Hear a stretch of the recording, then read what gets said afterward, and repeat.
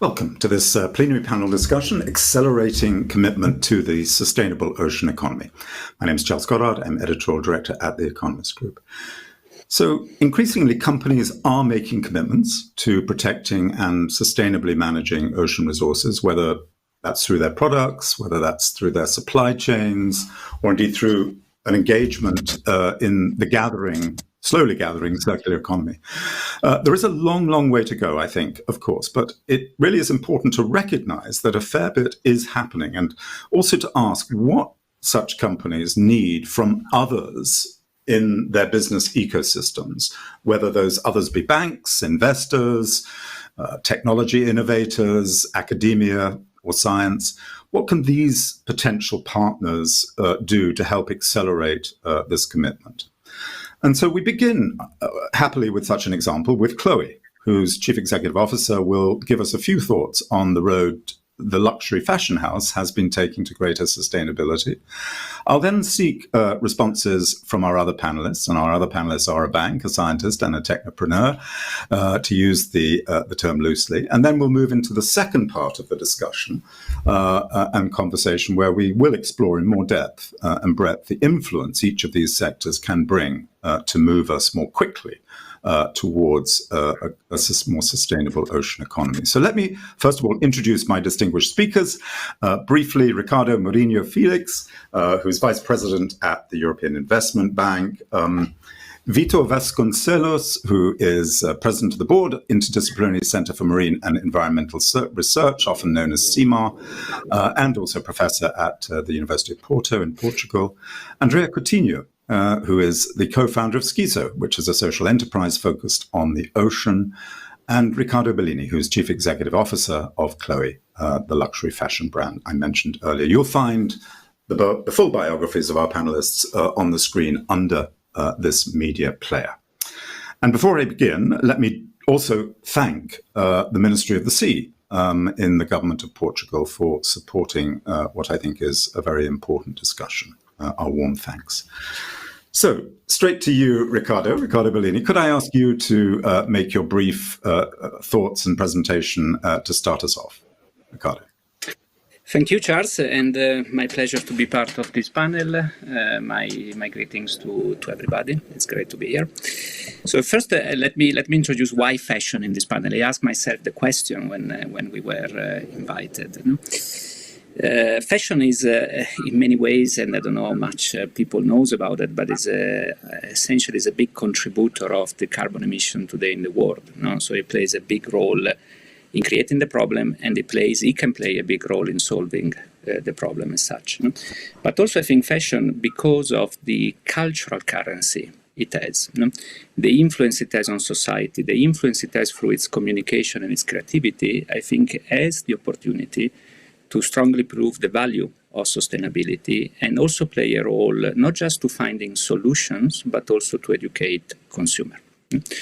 Chloe is a luxury fashion maison, 70 years old, recently became a B Corp, and became B Corp as a result of a big strategic shift towards a purpose-driven business model. So a business model that places stakeholder interest at large and purpose at the core, essentially, of everything we do. We launched a pretty aggressive sustainability agenda.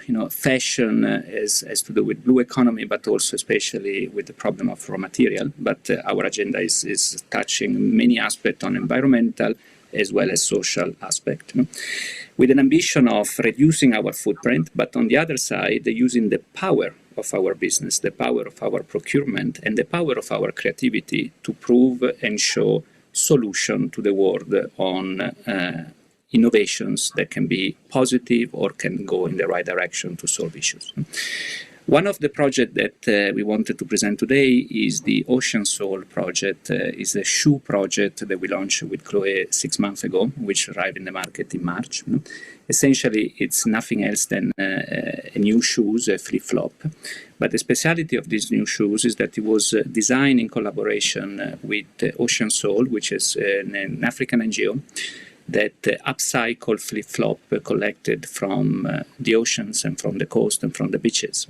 They create special materials, and that's what they do as a business. It's a great NGO in Kenya that has been operating for a while. They create this material, and they use this material essentially for goods, for art, for toys, and as well for fashion. So we decided to collaborate with them to create a shoe, which will go into the market soon. And then we used the power of our maison, the power of our communication tool, specifically a fashion show during the Fashion Week in Paris, to showcase the project. And just to prove the point, and then I want to just show some pictures so you understand exactly what it's all about, and I will click myself. So what you see here is, you see the main picture of the shoes, and here we go. How is the shoe made? And here are some pictures of our fantastic partner in Kenya, what they do, and basically their key purpose and their key mission, which is collecting leftovers, flip-flop from the sea. They then turn it into this material that then we use to create these beautiful shoes. Now, which is another flip-flop in itself.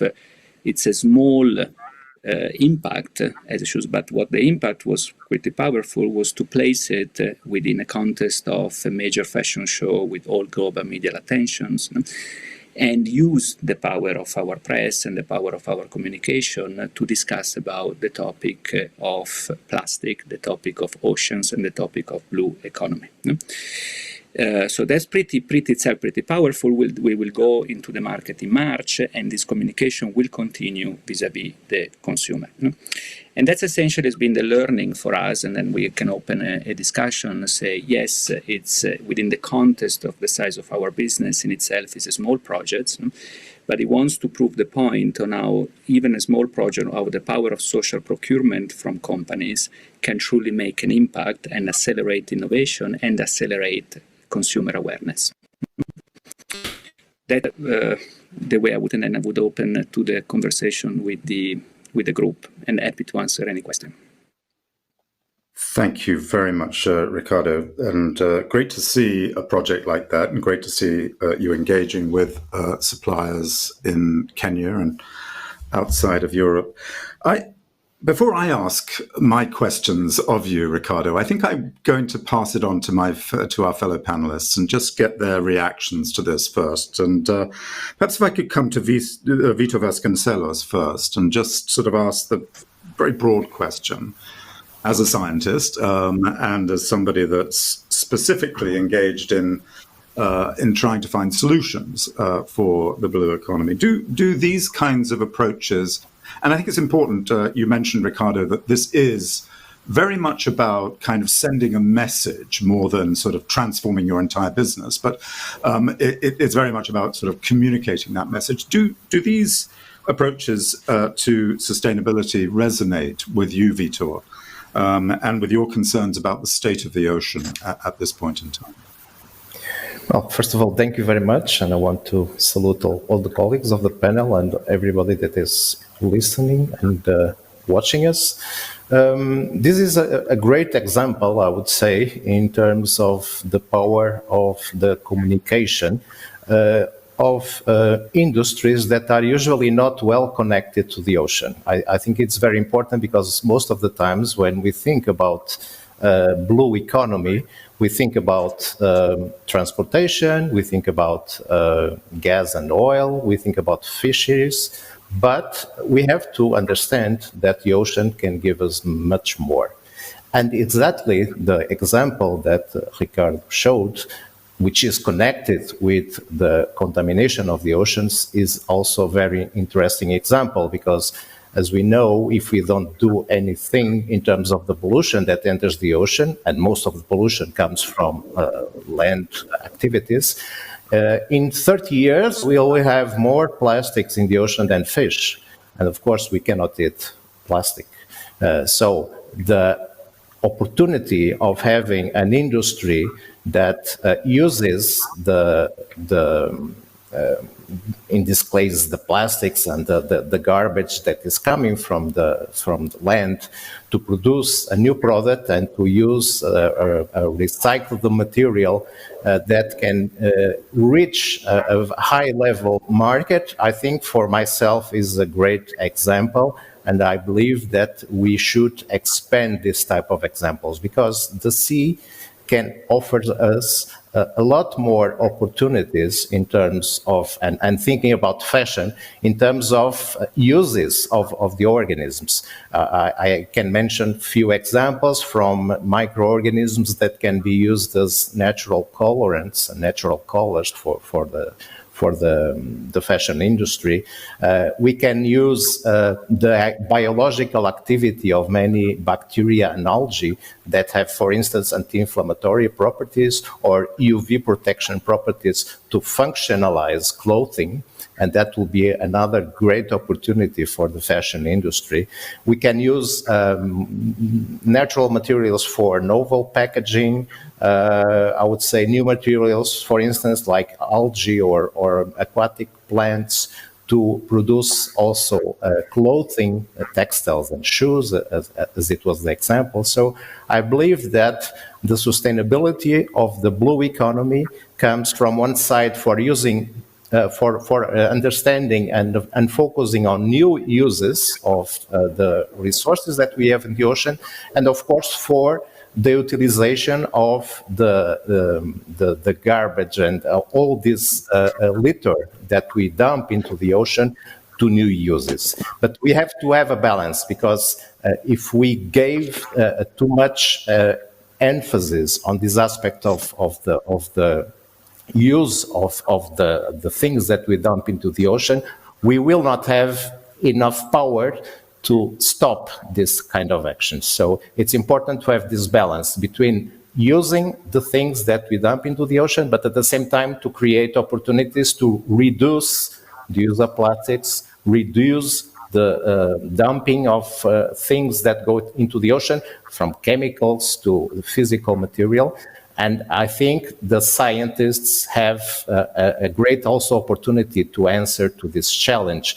And the communication, the open communication between scientists and the industry, for me, is the key. I think we are in the good way. I speak for myself, of course, and for the institution that I manage. But whenever we go to an industry, an enterprise, and we ask, what are your problems? How can we help you? They are very open, and they simply give us questions that we are really pleased to answer and to help, because we will be having a social and an economical impact more than a scientific one. Vitor, thank you. That was a fantastic answer, I think, and I'm just sort of looking at Ricardo and asking the question to myself: have you heard about these microorganisms that could change colors of textiles that you have? Have you heard about the various algae that could potentially be used in packing? I'm sure you have, yes. But I think wonderful to hear that there are all these opportunities and new uses for biotechnology, new uses for ocean organisms that could be done sensibly and sustainably, whilst helping the transition that needs to be made for lots of industries. And I will come back to that in a moment, because I do want to ask you a bit of a tough question, Ricardo, if I can. But before I do, I want to come, if I can, to Andrea Coutinho, who is doing some similar things to Ricardo. And I just wanted to ask you, Andrea, if you could just sort of reflect on what your experience has been. You've got quite a few crossovers with Chloe. I was trying to say it right instead of Chloe in the very English way, but Chloe. And I just wondered, whether, what your thoughts are in respect of the work that needs to be done to make, a greater level of sustainability happen. Yes, thank you for being here. So Schizo, like Chloe, is a brand, and it's a cause too. We have the mission of making an ocean cleaner and leave a legacy. And with Schizo, who we collect the the plastic from the ocean with the help of fishermen, and then the plastic is transformed into yarn and then into textile. With this textile, we produce custom sneakers, bags, certified masks, and laundry bags to collect the microplastics. For example, each pair of sneakers it's equivalent to 36 plastic bottles collected directly from the ocean. Like Ricardo says, and how can a business be a cause and a mission at the same time? It's possible. Yes, it's possible, and we believe that we are part, this business, we are part of the next business that combine social and environmental impact. And we can only talk about sustainability if we too are economically sustainable. As a business, we bring a solution, which is the cleaning of the oceans, and with it the use and transformation of would-be garbage, thanks to the technological innovation we use. So yes, it's possible combine these two impacts and be a business too. I think we'd all really understood that, but it's incredibly important for us to hear it and hear it again and again, because I think it still hasn't permeated everywhere. And I think this is the message that hopefully the World Ocean Summit can help get out there as well. I wonder if I could come to Ricardo, Félix, if I may, to the European Investment Bank, and really just pick up on what the three panelists have so far been saying.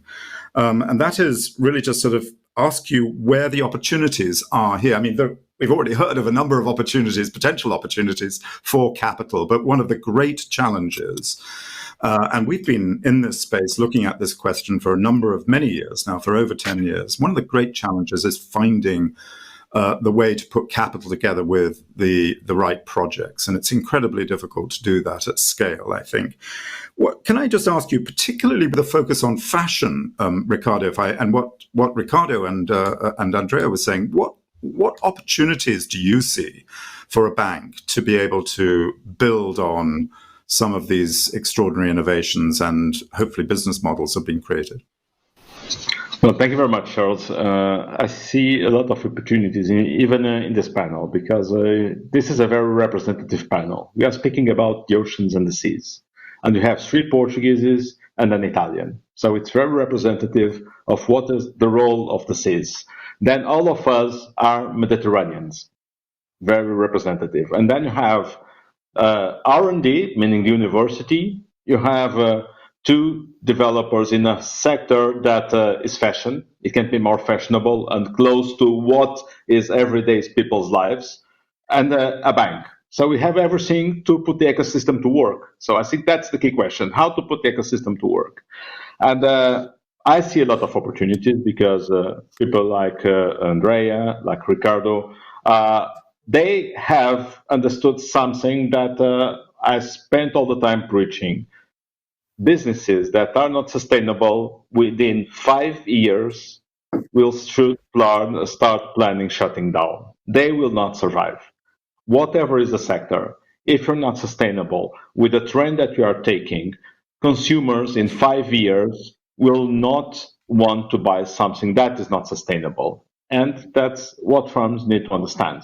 That's the reason why back in 2020, the bank put forward the Climate Bank Roadmap. So what we're telling to our counterparts, being it the sovereign states or the private sector, is that we only support projects since early 2021 that comply with the Paris Agreement, meaning that they are comply at least with the do not significantly harm, and we are committed to have half of our funding to be green from 2025 onwards. We started at 35% in 2019.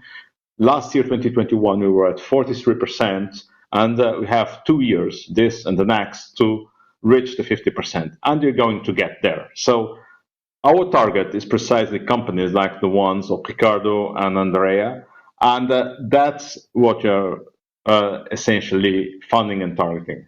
Then I'd like to say two things. First, we launched the Blue Sustainable Ocean Strategy. The Blue Sustainable Ocean Strategy, which we call Blue SOS, is essentially a joint venture with the Commission, so that we bring enough funds to support sustainable activities connected to the sea, like the ones Ricardo and Andrea are doing. I'm speaking about sustainable seafood production, sustainable tourism, sustainable manufacturing, and this is about creating jobs based on the blue economy.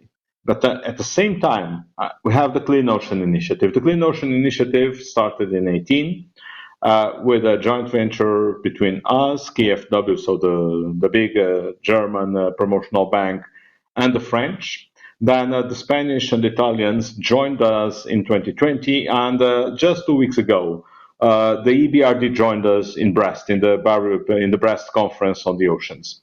What we've done, we have committed to invest at least 2 billion euros in the blue, in cleaning of the oceans. We committed in 2018 to do this till 2023. By the end of 2021, out of these 2 billions, 1.8 was already invested, and the pipeline goes beyond the 2 billion. So we extended in time to till 2025, and we increased the amount. We've doubled from 2 to 4 billion euros, this initiative. And this initiative aims precisely at making the work of those that produce based on the plastic that goes into the seas easier, by avoiding that the plastic reaches the sea. So I'm sure that for your production process, the plastic being get from the ocean is not a productive feature. You can get the plastic before it enters into the ocean, because the ocean doesn't add value to this plastic. So what you're supporting with the Clean Oceans is stormwater and wastewater projects to avoid that all the plastic enters into the sea, because once it enters into the sea, it's much more difficult to stop the impact it may have on the sea. So the opportunities that I see are quite substantial. We started in Portugal and in a partnership with the National Promotional Bank, Portugal Blue, and we have put together 50 million euros to finance at least 100 for venture capital in the blue economy. And I think this is a great opportunity that started not only for projects in Portugal, but Portugal is based in Portugal, are close to the heart of this initiative with the Portuguese Promotional Bank. We are working with in a similar initiative at European level, the sustainable Blue Fund of Funds, which is other initiative to bring venture capital to the sector. And we feel that there is, in fact, still a gap in funding, that these projects are seen as too risky for many financiers, for private financiers, and that's our role, to share the risk and make funding to reach firms like yours. Thank you. Thank you, Ricardo. And I want to come back to that question and start talking a little bit later about this need to bring in the private sector to mobilize capital, but also to be, as you suggest, a guarantor or at least an investor of the riskier projects that are out there. Let's come back to that in a moment. But I do appreciate that we are all excited about many of the opportunities that we hear in front of us. But Ricardo Bellini, I would like to come back to you just to ask the obvious, rather tough question, I'm afraid, but the obvious question is, yes, this is a very important thing for motivating people, what you're doing in the project you just mentioned, and indeed for creating the right messaging out there. I mean, it's hugely important, and we are still relatively early in this journey. I understand that. But of course, the fashion industry really does create a lot of challenges for the ocean. I could reel off a few of them, but I won't do too many. But one obvious challenge is, the 500,000 tons of microfibers that go into the ocean. And we know what challenges those microfibers, we're beginning to understand what challenges those microfibers cause, as well as industrial wastewater and so on and so forth. I mean, these problems seem to be increasing, not decreasing. And I would ask you the question, I mean, do you feel you're moving quickly enough? I mean, the critics will say that you're not. And I guess that we need to move more quickly. Otherwise, our ocean is going to be damaged, and damaged more severely than it already is. What's your thoughts? Yeah, Charles, thanks for the question also, because, and it's really bringing some of the point that Vitor showed. Now, first of all, I want to make sure that it's clear to everybody we're not trying to use a small project to hide the big problem. No? And I start from the big problem. No? And I call it what I started with. No? The fashion industry is still significantly behind in reducing its own footprint. No? And that's where the priority needs to be. No? And then I will answer your question about if are we doing enough or not. No? But essentially, when I look at Chloe, but I know many colleagues that are belonging, for instance, to the Fashion Pact, which is a pact of many companies sponsored by Emmanuel Macron on an overall agreed sustainable agenda. So, the first focus that where we need to move, and we need to move fast, is reducing what we call our footprint across carbon and across plastic. We are carbon junkie and we have plastic junkie in a way which is incredible. I mean, personally, as we started into this sustainability agenda, and I'm happy to share it, it took us even 6 months to decode where we were using plastic in our system, because we didn't know. No?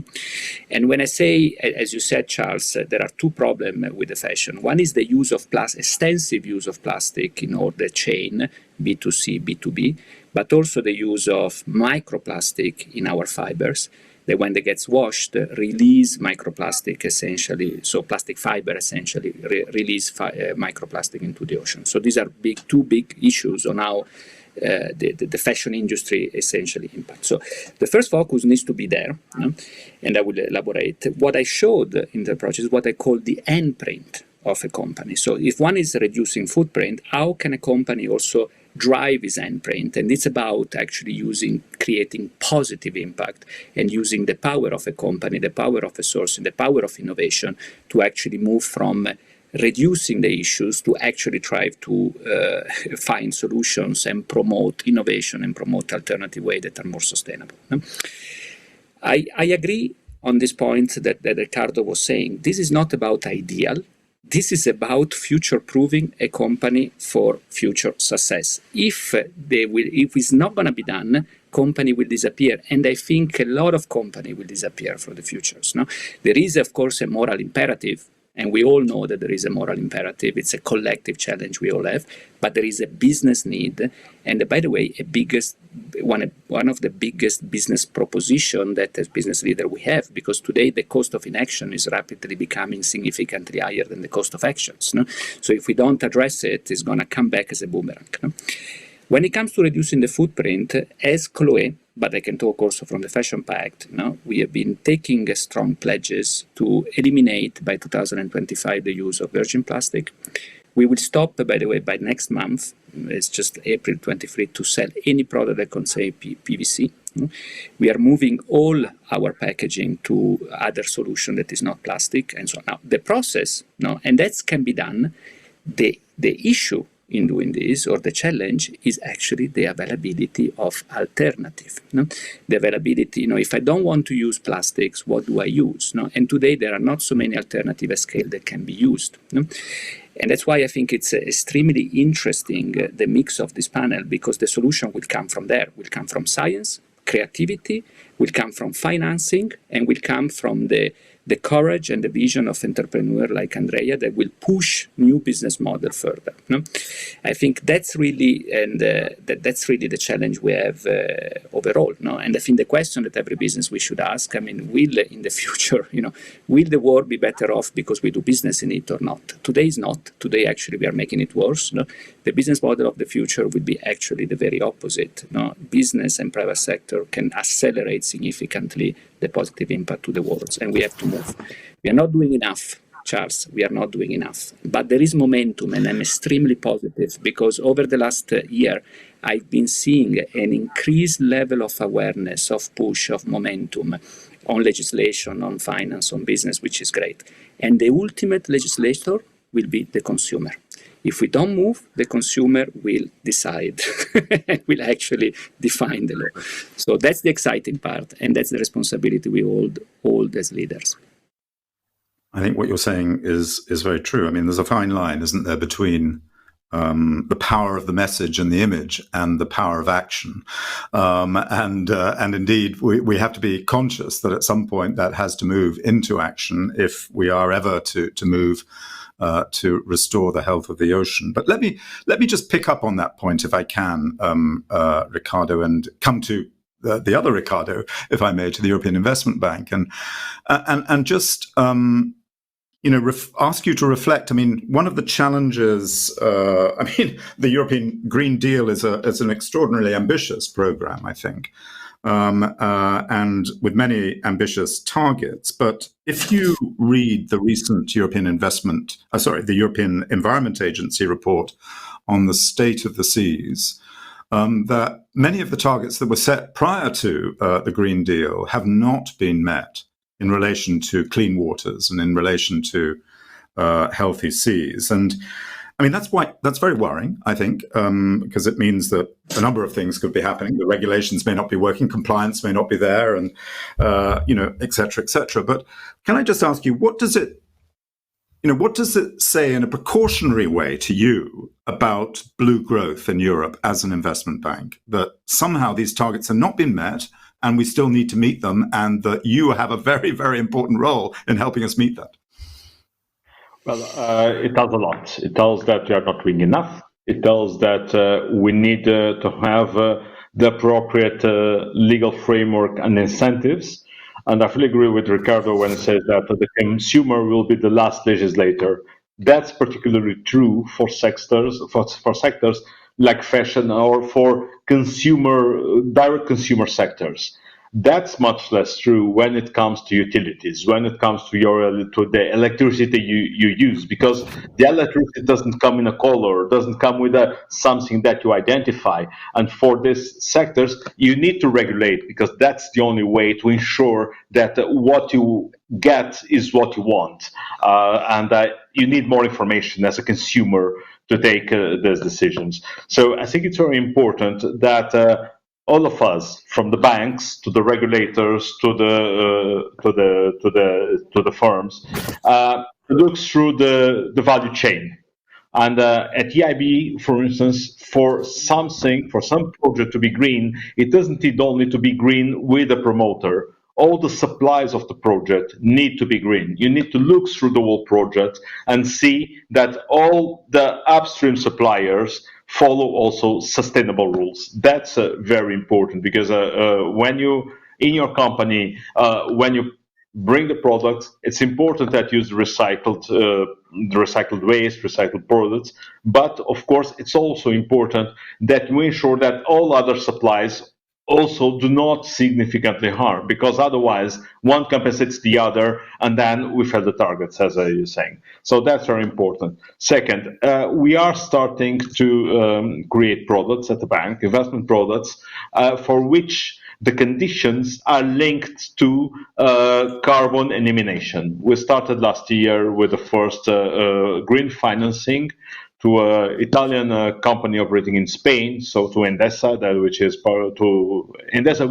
from Enel Group, so it's a Spanish company owned by Italian company, and our conditions in this loan are connected to how much they reduce the carbon emissions. So if they produce energy from cleaner and cleaner emissions, they will pay a lower interest rate on the loan we extended to them. And this type of products is also very important to create the appropriate incentives. Then we need to bring, of course, the innovation into the value chain. And just two things of evidence.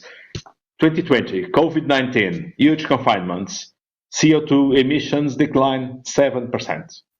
That was the number, 7%. And all of us move to a lifestyle that is not sustainable. Not sustainable from a social, from a human point of view. So if you want to reach the net zero by 2050, we need innovation. We need R&D. We need universities to produce innovation, and we need to move from the university to the manufacturing sector. We need to have the startups and the scale-ups testing the new technologies, such that in 10 to 15 years we can have such a technology that we can reduce by 30 or 40 or 50% the emissions without the solution of not using electricity in our homes, because this will not happen. So if we move in a direction that is just reducing consumption and not increasing efficiency and producing cleaner, this is not sustainable. At some point, the societies will notice that the costs are so large that they will say, we don't care, we don't want to pay such a high cost in our lives in name of the future. So that's a very important point. Finally, last but not least, if we get together to do these things, it works. Look at the ozone layer. Ozone layer, well, it was a discussion when I was a kid, when I was maybe when I was a teenager. There was the Montreal Agreement. We decided to eliminate CFCs, and today we see that the ozone layer is coming back. So it works. It's possible. It's not a dream, but it needs commitment, it needs legislation, and it needs to stick to the targets. And once you deviate to the target, take measures to correct your trajectory such that you meet the target. That's what every sustainability needs. Stick to targets, meet the targets, being it environmental, social, or fiscal sustainability. Thank you. So I guess, and just sort of picking up from what you're saying, one has to be very careful, I think, as a bank, as a financial institution, not to be part of the problem, but to be part of the solution. And can I come over to, and of course there are plenty of examples of where, the bank has played an extraordinarily important role in the solution. But I would argue also that many banks also fail to completely understand the problem, and quite often end up being part of the problem themselves. Can I come to you, Vitor, and then to Andrea, and just sort of ask you, as somebody that's a sort of an innovator as well as being a scientist, and somebody very concerned about the blue economy, what role do you see the financial sector playing in driving the sustainable ocean economy? I think Ricardo has, laid out a number of really important sort of areas where it's helping. But how do you look at the role of the finance sector? Well, for us, of course, for science, for research and innovation, it's absolutely essential, because most of our research centers live on projects, and of course we need money that can be invested in this project in order to create not just the knowledge, but also products, processes and services that can be then put into the economic sector. And of course, for us it's very important also to have some guidelines in terms of the areas that should be I would say further researched, because researchers are a bit like artists. We like to be free in terms of what we do, in terms of our ideas, our questions, our objectives. But at the same time, we have to be realistic, and we have to understand that the science that we do, that most of the times can be either with public funds or with the private funds, must have a target, must respond to challenges that the society and the economy needs. So for us, it's very important that the funding agencies, the funding instruments that are given by banks, as also by companies, can guide us. And that's why it's very important, the discussion and the open discussion between scientists and entrepreneurs, in order to understand what can be our goals. But of course, it's also very important that in terms, when we are speaking about ocean sustainability, that we understand what we have to conserve, because the ocean is a huge volume of ecosystems. I speak about ocean because I don't believe that there are different oceans. These are just anthropogenic ways of classifying the oceans. The ocean as a whole ecosystem needs to be known. And I don't know if you are aware of, but there is a European Space Agency since 1975, but there is no European Ocean Agency. So it's incredible that we have this huge, ecosystem, this huge resource that is at our borders, and we don't have a common strategy to protect, but also to exploit the ocean. And I think that's why probably the ocean economy, it's not well developed as other economies, like the environment economy or the space economy. So this is a point that I would like to stress out, because it's important not just to give responsibility to each one of us that uses plastics in our daily life or contaminates the ocean by our activities. And we can have, probably most of us have participated in these cleaning beaches events where we collect all the garbage, all the plastic. And this is important, not as a physical activity, because the amount of plastic that we remove, it's minimal, it's microscopical, but it's more on the impact that it causes on the people, because they understand that all the plastic that is there in the beach was a cause of their activities at home. And so they bring back home this visual impact, and in that sense, they start changing their way of behaving on their daily life. So it's important to increase the ocean literacy of the whole population, but it's also important to go to the other level, to the government level, to the European level in our case, because if we don't have a central organization that takes care of the ocean and knows the ocean and exploits them in a sustainable way, then it will be very difficult for each country to have their own measures, because they will be working in patches. And this will not give, like the example of the ozone layer that was given before. We need a worldwide, I would say, activity in order to continue to use the ocean, decrease the contamination that we have now, so we can leave it for our grandchildren and great-grandchildren in a much better state than it is now.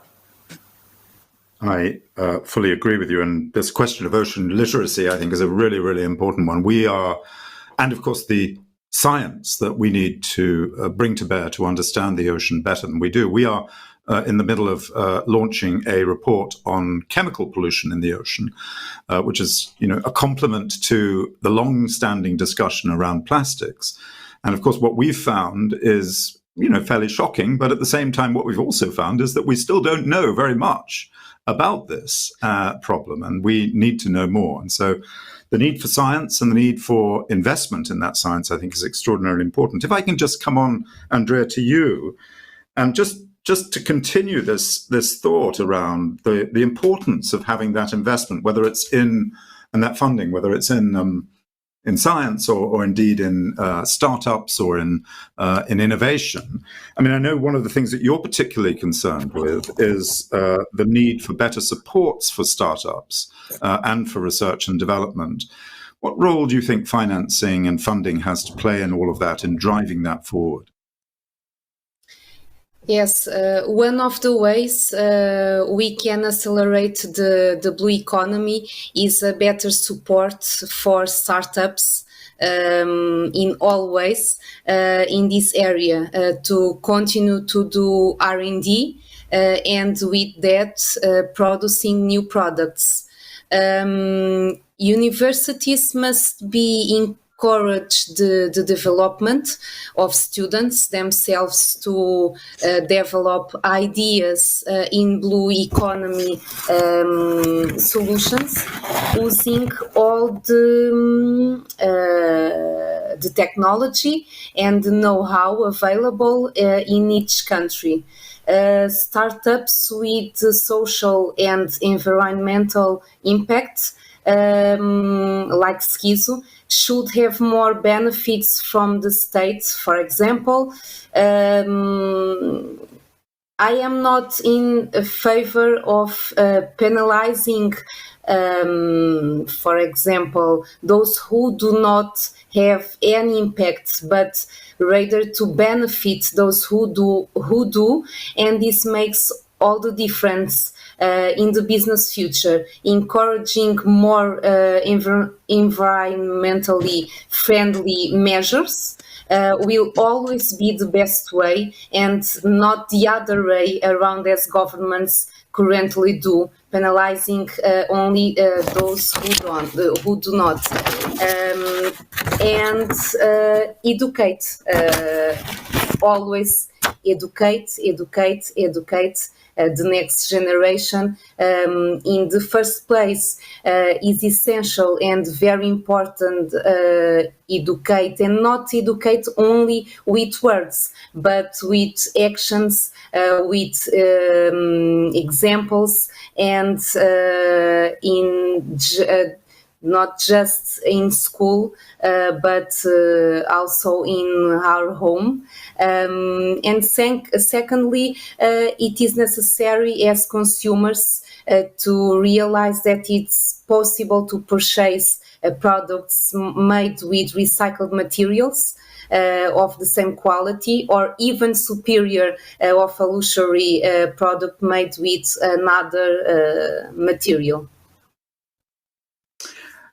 Thank you. In my opinion. I just want to, perfect, and I just want to pick up on something that you were saying there, and I think throw it across, if I can, to Ricardo from COE, and just sort of explore a little bit, because this is a problem you mentioned a little bit earlier, and you mentioned this challenge that you're facing in finding materials, alternative materials for plastics that you're using, and finding those quickly enough to be able to sort of scale them up and invest in them so that you can meet some of the targets that you've set for yourself around this. And one of the things there that I think is really important, and is this question of the role of small startup companies and innovation in building the potential new solutions for alternative materials. And that requires financing, doesn't it? I mean, that certainly does require. I mean, what would you see as the best way of trying to stimulate and encourage this ecosystem between research, between innovation and small startups, and between banks and financial institutions like the EIB and companies like yourself? How can we put those together in a way which accelerates the process, do you think? That's a big question, but let me. I mean, I confirm what I was saying before, is that reducing our impact or improving our impact goes through the first step, which is taking a commitment to eliminate plastic, or to correct all those actions or those usage that actually have an impact, and move into alternative solutions. And then that's the alternative solution, is the availability of that alternative solution that today is a barrier in many ways.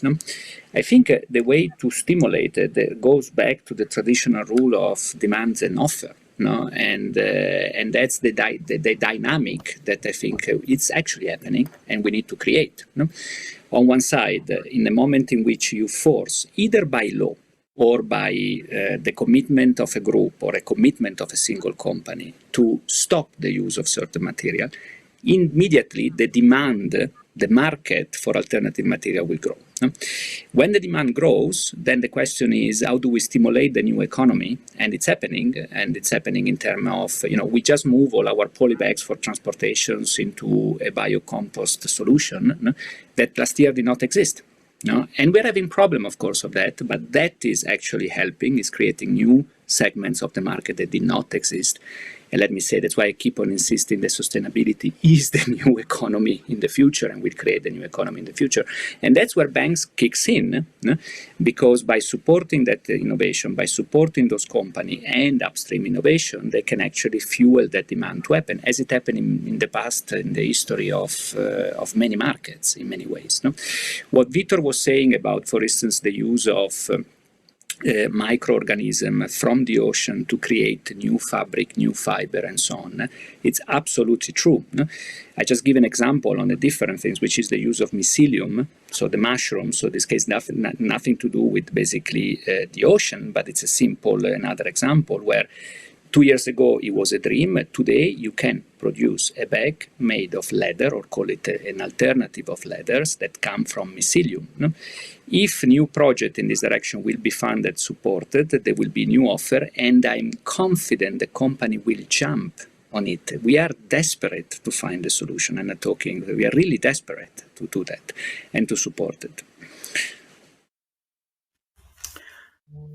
Okay, well, I mean, I want to just jump, if I can, from that. I mean, you actually just before we end that, I mean, you say you're desperate to support it, which I think is really encouraging for everybody to hear. But you know, why do you feel there's been a lot of effort put into this process of trying to find alternatives?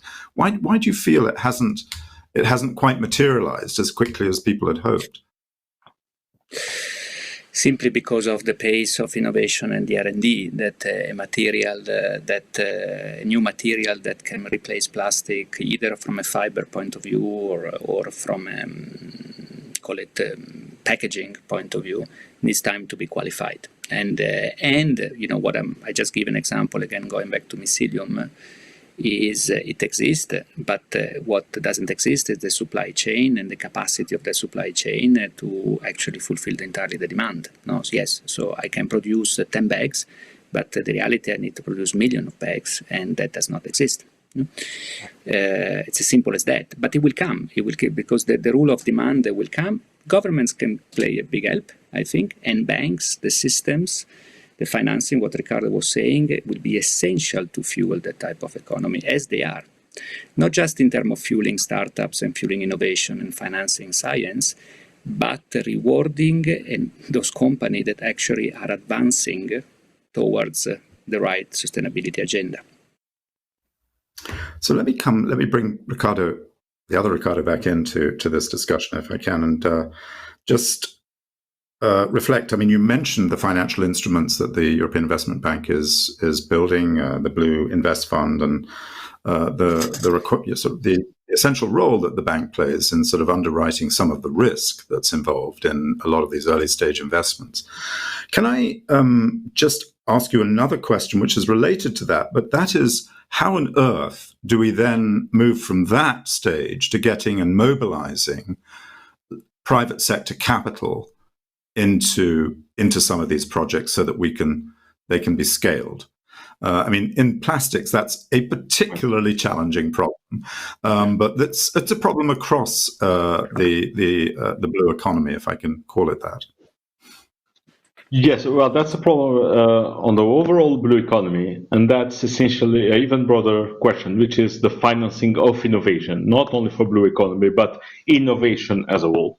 And in this respect, let me tell you, that's precisely where banks like the IB or the public policy banks can play a role.